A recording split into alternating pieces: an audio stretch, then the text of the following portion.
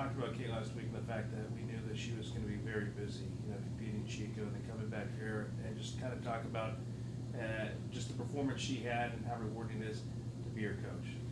Well, I have to hand it to Sarah Ingram and the throws coach with BJ. I mean, had Tathlon 7 events, so you have a collection of people helping her. And anyways, I'm just a head coach.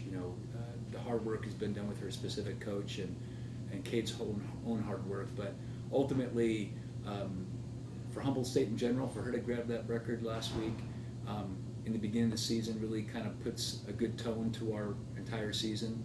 And what's going to happen is that the other athletes that are at that level are now going to follow that lead and try to qualify for nationals as well, with Fred Rosser and Tegan Eilers and Corey Gilly and Tatiana Gillick and some of the other top athletes that we have. It just makes everybody better. So she set the tone early, and now we can just follow her lead and move on.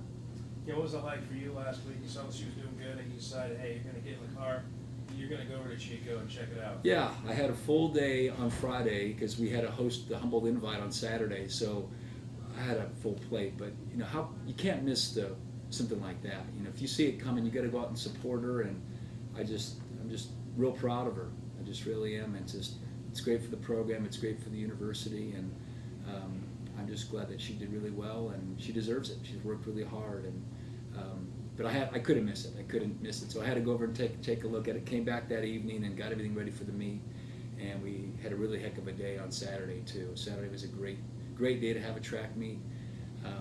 Chico came over the hill, and then San Francisco State came up with their distance teams, and then Sonoma State brought their women's team, and then College of Redwoods was there as well. And we just had a really good meet, and I was really impressed with a lot of the marks that we had at the Humboldt Invite.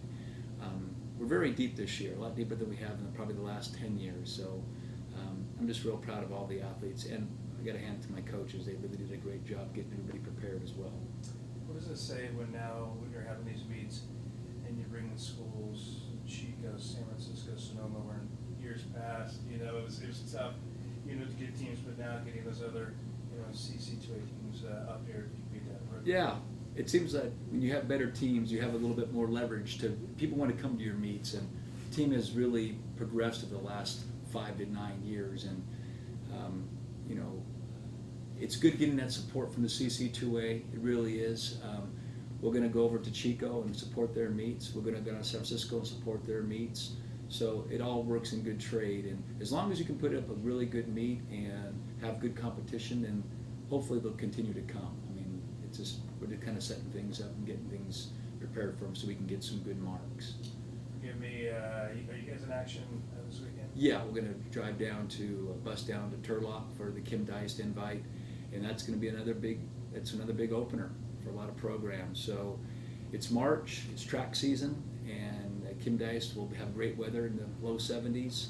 Hopefully the winds will stay down a little bit for us in the afternoon, but it should be really good weather for us, and the facility is beautiful. They hosted NCAA National Championships there in 2011, I believe, and it's just they got a great facility, and they bring really good competition. So we're just going to use that as another race for us in order to kind of get better in March, so we can get ourselves prepared for some of the larger meets in April.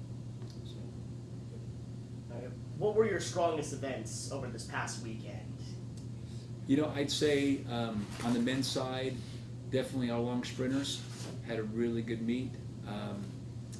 Fred Rosser unfortunately came up a little bit with a slight hamstring strain, but he's seen the trainer and it looks good. We'll get him back about a week or two. And Tegan Eilers took this week off as well, and we're going to have him run at Kim Deist. So he's definitely somebody that will be added to our roster. But overall on the men's side, the long sprinters looked great. On the women's side, gosh, we were really well balanced. A lot of distance women did really well.